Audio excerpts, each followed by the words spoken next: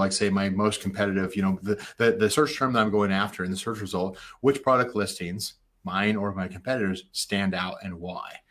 So identifying like what catches the attention of my eye as a shopper. The second thing is if I only get to see your product detail page for 5 seconds, what do I remember in that 5 seconds? Right? That's something you can do with your friends and family and just say, okay, look at this for 5 seconds. Okay, stop. Okay, tell me what you remember. That can be eye-opening for you as a product developer.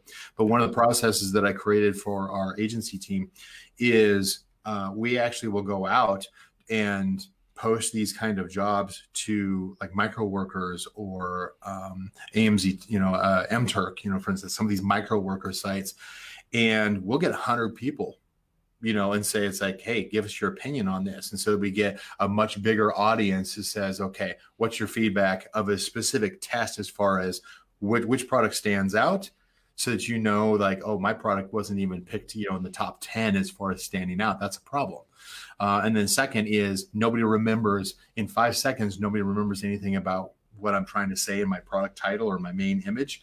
That's a problem. So it's kind of a gut check, if you will, is that when you ask a whole bunch of people and they can't tell you, you got a problem.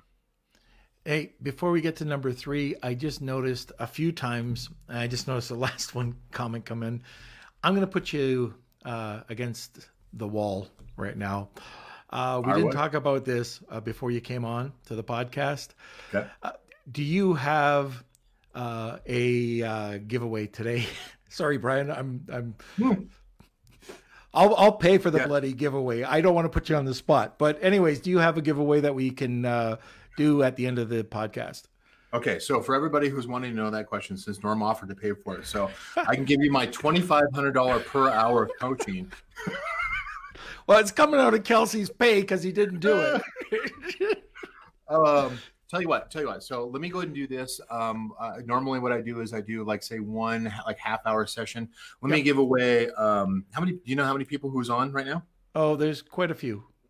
Okay. We got 35 people on. 35. All right. So let me do this. I'm going to get more and more generous as this thing goes on, but let me give away 2 of the half-hour coaching sessions where basically you and I get on a call one-on-one and we go through and we're not going to get through everything, obviously, because there's a lot, both advertising and product positioning. I can tell you, based off of what I'm talking about today, the reason I'm spending so much time when it comes to 5 PPC mistakes is it's focusing on copy as far as listing differentiation, is because that's going to have the biggest impact. There's so many sellers who are asking questions up in Facebook groups and stuff, saying it's like, hey, what's the advanced PPC strategy of the week? And it's like, you don't need all that. You need to improve your product. Your product sucks. Your product positioning sucks. Get that right. Your conversion rates are going to go up. Your sales are going to go up. Your engagement goes up. Your profitability goes up, and your advertising all of a sudden starts working for you as opposed to working against you. And so that's one of the reasons why I'm spending so much time on the 5 PPC mistakes is you got some homework to do before you actually run your ads. Ads are not going to solve everything.